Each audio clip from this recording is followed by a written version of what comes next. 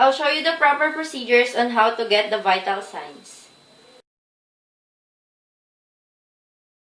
First, place your index and middle fingers over the inside center of your patient's inner elbow.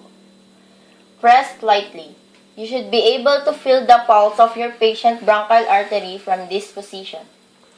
Second, tuck the cuff end through the metal loop and slide it on the patient's upper arm.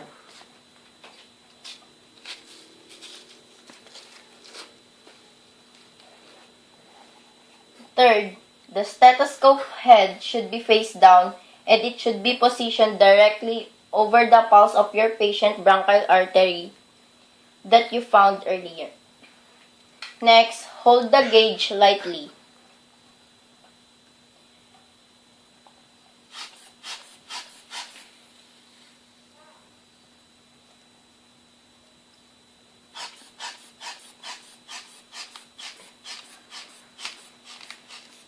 Then, rapidly squeeze the pump valve until you no longer hear the sound of your patient's pulse through the stethoscope.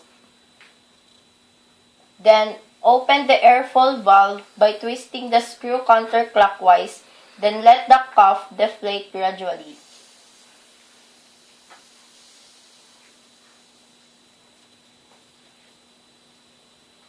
Then, note the measurement of your gauge. At the precise moment, you hear your patient's heartbeat again.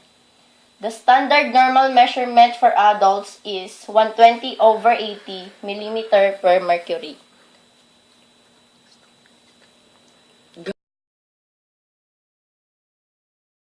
To get the temperature of your patient, put the thermometer on the underarm of your patient and wait for 3 to 5 minutes and notice the thin red or silver line inside the thermometer to see the result.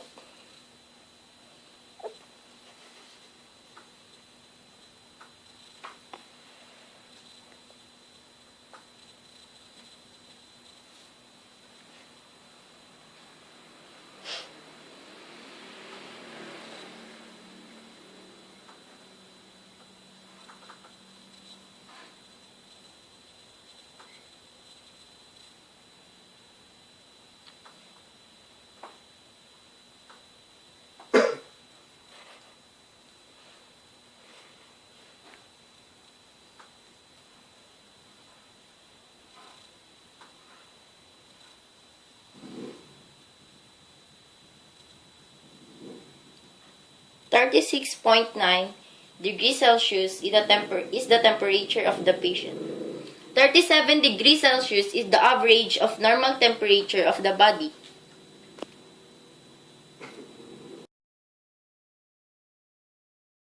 In getting the pulse rate, use your fingers when finding a pulse. Don't use your thumb when finding it as it has its own pulse. Use a watch or clock with a second hand. Make a note of the rate of pulse, which is number of beats per minute. You can count beats for 30 seconds and multiply it by 2.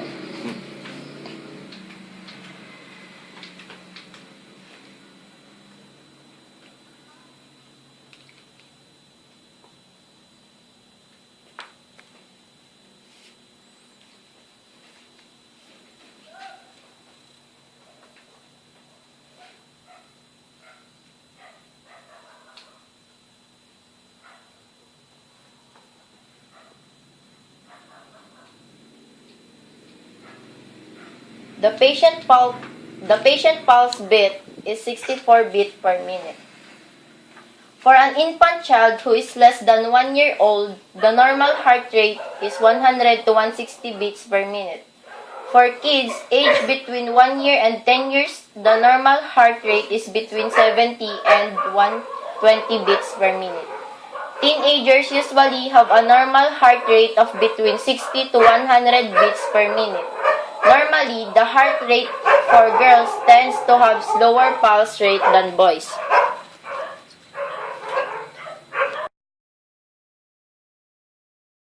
Ask your patient for consent before touching them to check their breathing. Then, ask the patient to sit keeping the head neck and spine in one alignment. Next, place the stethoscope on the top of patient chest just below the collarbone.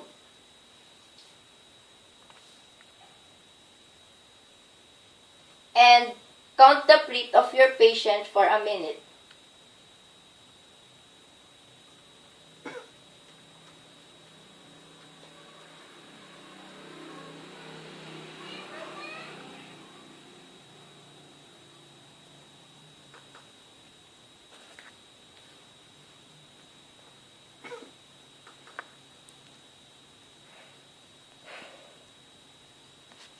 The patient respiratory rate is 16 beats per minute. The normal respiratory rate for adults and for children over the age of 12 usually ranges from 14 to 18 beats per minute.